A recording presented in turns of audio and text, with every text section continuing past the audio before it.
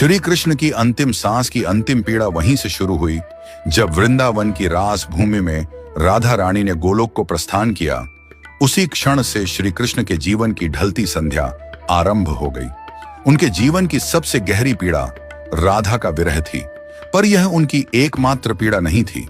एक और श्राप था जिसने उनके जीवन का अंतिम अध्याय लिख दिया। महाभारत का युद्ध समाप्त हो चुका था। कुरुक्षेत्र की भूमि पर केवल राख और रक्त शेष रह गया था। गांधारी अपने 100 पुत्रों की मृत्यु के पश्चात उनके जले हुए शवों के बीच पहुंची। उसका दुख और क्रोध अवर्णनीय था। उसे स्मरण था कि श्री कृष्ण इस महाविनाश को रोक सकते थे, एक मुस्कान में इस युद्ध को टाल सकते थे, परंतु उन्होंने धर्म की स्थापना के लिए अधर्म का अंत होने दिया, चाहे वह मूल्य किसी मां के 100 पुत्र ही क्यों न हो।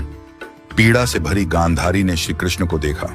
आंखों में आंसू और वाणी में आग लिए बोली, हे वासुदेव, आप सब कुछ जानने वाले थे, फिर भी आपने मेरे 100 पुत्र मरने दिए।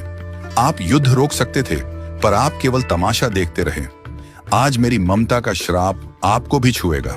जैसे मेरा वंश समाप्त हुआ, वैसे ही आपका यदुवंश भी नष्ट होगा और आप अपनी मृत्यु अकेले अपनों से बिछुड़कर एक तीर की पीड़ा में अनुभव करेंगे। श्री कृष्ण ने गांधारी का श्राप शांत मन से स्वीकार किया, क्योंकि वह जानते थे यह भी उसी लीला का भाग है। जिस न्याय को वह लेकर आए थे, उसी न्याय की अग्नि अब उनके अपने कुल को भस्म करेगी। गांधारी का श्राप, राधा का वियोग और यदुवंश का अंत, यही वह अंतिम चरण था जिसने श्री कृष्ण के मानवीय रूप को सबसे गहरे दुख से भर दिया। त्रेता युग का वचन। त्रेता युग में श्री राम रावण वध कर अयोध्या लौटे। राम राज्य की स्थापना के बाद एक संध्या को अयोध्या के समीप एक तपस्वी राक्षस आया। नाम था जरासुर। वह युद्ध नहीं चाहता था, केवल एक प्रश्न का उत्तर चाहता था। जरासुर बोला, प्रभु, आपने धर्म के लिए असुरों का नाश किया, पर क्या कभी ऐसा होगा कि मैं भी आपकी परीक्षा ले सकूं? क्या कभी मुझे अवसर मिलेगा कि मैं आपके मार्ग में अंतिम बाधा बन सकूं?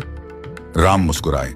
उन्होंने कहा, जब मैं द्वापर में श्री कृष्ण रूप में जन्म लूंगा, तब तू मनुष्य जन्म लेगा और उसी जन्म में तू वह अवसर पाएगा। तेरे ही हाथों मेरी लीला का अंत होगा। यह मेरा वचन है। जरासुर ने प्रणाम किया। उसे पता नहीं था कि यह वचन युगों बाद एक महान रहस्य का कारण बनेगा।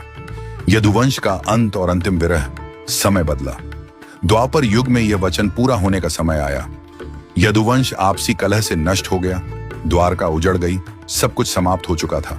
न सुदर्शन उनके हाथों में रहा, न अर्जुन पास थे, न बलराम, न सुदामा और न ही राधा।